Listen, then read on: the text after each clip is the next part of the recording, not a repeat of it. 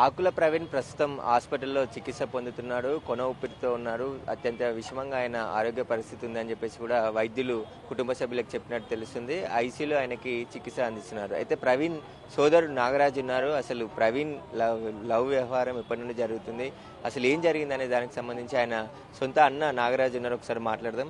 ఏమైందండి అసలు ఈరోజు పొద్దున ఎప్పుడు వెళ్ళిండు మీ తమ్ముడు ఇంట్లో నుంచి, ఎప్పుడు ఎక్కడికి వెళ్ళిండు? నేను పొద్దున్నే ఆఫీస్కి వెళ్ళిపోతానండి. పొద్దున్న ఎప్పుడు ఎక్కడికి వెళ్ళిండి ఏంది అనేది మనకు తెలియదు.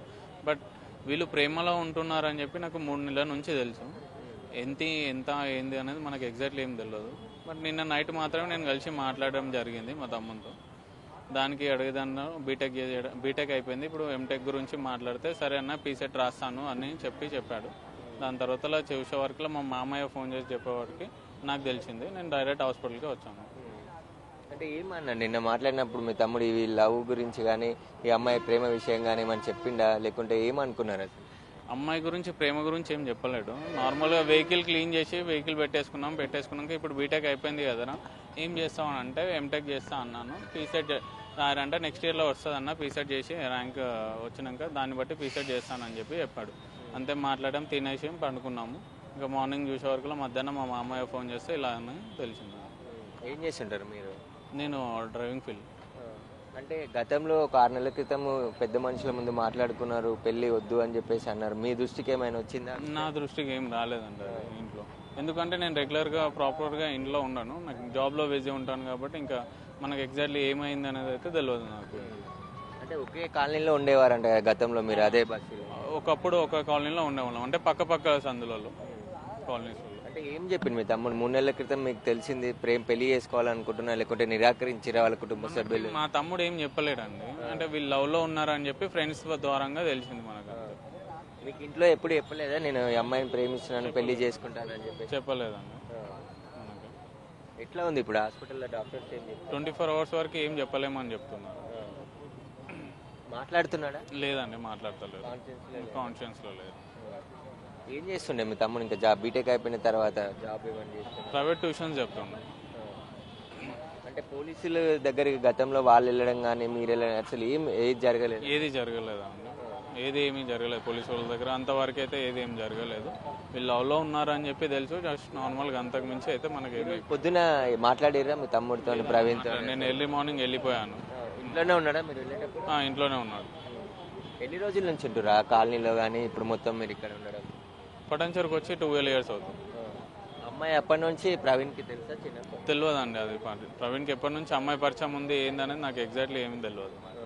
అంటే ప్రవీణ్తో వాళ్ళ ఇంట్లో 6 నెలల క్రితం మాట్లాడాము, అప్పుడు కొంచెం మందలించాము అని చెప్తున్నారు. అదే కోపం పెట్టుకొని ఇలా చేసి ఉంటాడని చెప్పేసి కూడా వాళ్ళ కుటుంబ సభ్యులు అంటారు. లేదండి, అలానైతే చేయడానికి ఉండదు.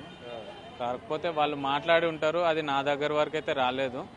వాళ్ళు మాకు పరిచయం ఉన్నారు, వాళ్ళకు మేము తెలుసు ఏందని చెప్పి ఏదైనా ఇంట్లో చిన్న ఫంక్షన్స్ ఉన్నప్పుడు వాళ్ళు రావడము, మేము వాళ్ళ దగ్గరికి వెళ్ళడం జరుగుతుంది. కానీ ఇలా పెట్టుకొని చేయడం అనేది అయితే లేదండి. అంటే అప్పుడు మీకు వారికి సంబంధాలు ఉన్నాయండి? సంబంధాలు అంటే ముక్కు పరిచయం అంతే.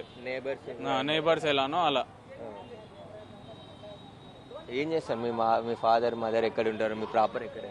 ఫాదర్ లేదండి, ప్రాపర్ వచ్చేసి మెదక్, మాది మానేపల్లి విలేజ్, వెల్దుర్తి మండలం వస్తుంది. పోలీసులు వచ్చిరా ఏమన్నమ్మా?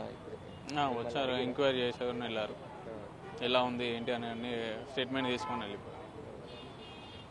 అయితే ప్రవీణ్ కుటుంబ సభ్యులకు కూడా ఎలాంటి విషయం తెలియదు. కానీ 3 నెలల క్రితము ప్రవీణ్ రమ్య ప్రేమించుకుంటున్నారని చెప్పేసి కూడా వారి స్నేహితుల ద్వారా తెలిసిందని చెప్పేసి ప్రవీణ్ సోదరుడు నాగరాజు చెప్తున్నారు. ప్రస్తుతం ఆయన హాస్పిటల్లో ప్రవీణ్ కొన ఊపిరితో కొట్టుమిట్లాడుతున్నాడు కాబట్టి డాక్టర్లు ఇంకా 24 గంటలు గడిస్తే తప్ప ఏ విషయం చెప్పలేదు అని చెప్పేసి కూడా చెప్తున్నారు. ప్రస్తుతం ప్రవీణ్ స్పృహలో లేడు, ఆ చికిత్స అందిస్తున్నారు. చికిత్సకు రెస్పాండ్ అయ్యి ఆయన మాట్లాడితేనే ఏం జరిగిందనే దానికి సంబంధించిన సమాచారం కూడా తెలుస్తుందని చెప్పేసి ఒకవైపు పోలీసులు చెప్తున్నారు. కేసు నమోదు చేసి దర్యాప్తు చేస్తున్నారు. ఇరు కుటుంబాలకు సంబంధించిన బంధువులు కావచ్చు, వాళ్ళ తల్లిదండ్రులకు సంబంధించిన స్టేట్మెంట్ అంతా కూడా రికార్డ్ చేసుకుంటున్నారు. ఆ ప్రవీణ్ నోరు విప్పితే అసలు రూమ్లో ఏం జరిగింది అనేది తెలుస్తుంది కాబట్టి, ఎందుకంటే ఎవరు అక్కడ లేరు.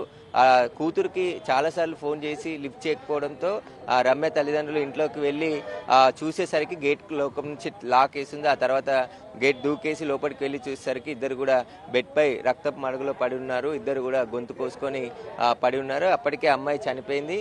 ప్రవీణ్ కొన ఊపిరితో ఉంటే ఇతనికి ఇక్కడ ఉన్న హాస్పిటల్కి తీసుకొచ్చి చికిత్స అందిస్తున్నారని చెప్పేసి కూడా చెప్తున్నారు. ప్రస్తుతం అయితే పోలీసులు అన్ని కోణాల్లో ఈ కేసుని దర్యాప్తు చేస్తున్నారు.